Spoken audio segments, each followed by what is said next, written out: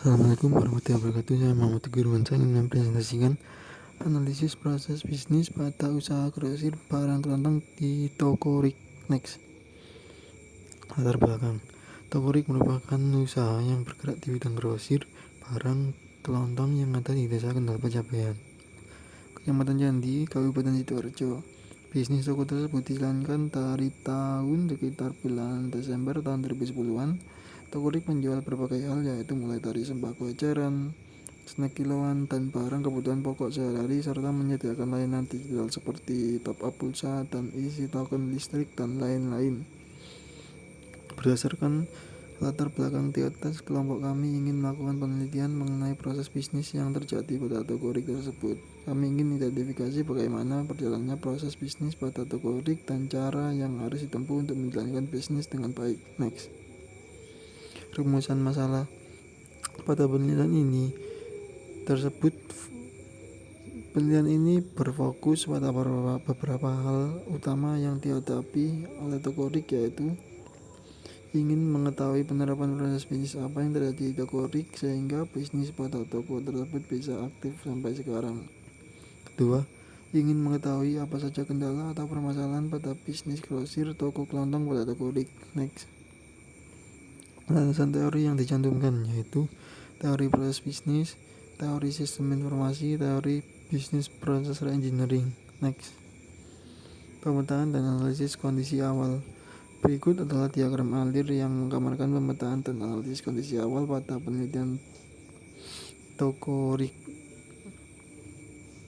Berikut ini bila ingin dilihat boleh di pause, saya akan next. Ini juga bila ingin melihat yang detail bisa di pause, next. Identifikasi kategori perbaikan proses metode SIA. Bila ingin melihat juga boleh di pause, saya akan next.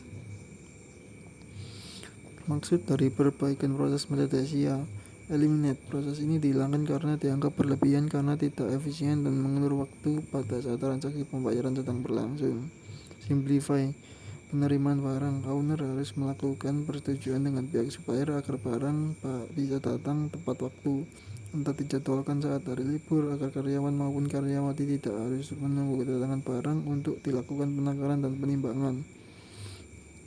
Pengaturan tirak penjualan.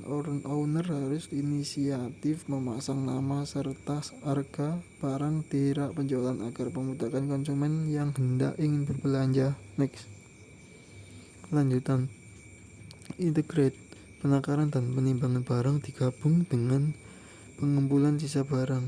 Pada proses ini, setelah barang yang sudah selesai dilakukan penakaran dan penimbangan, harus ada karyawan maupun karyawati yang bertugas memberikan sisa-sisa sampah dari proses penakaran dan penimbangan tadi, dan tidak lupa untuk memindahkan sisa barang yang masih ada maupun utuh ke gudang guna mengatasi penumpukan barang di toko tersebut. Kedua, automate.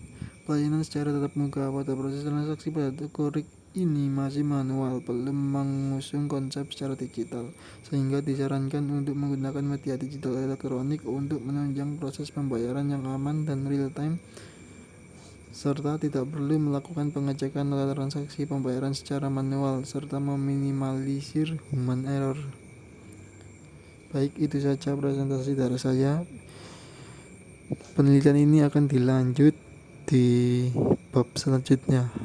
Baik, wassalamualaikum warahmatullahi wabarakatuh.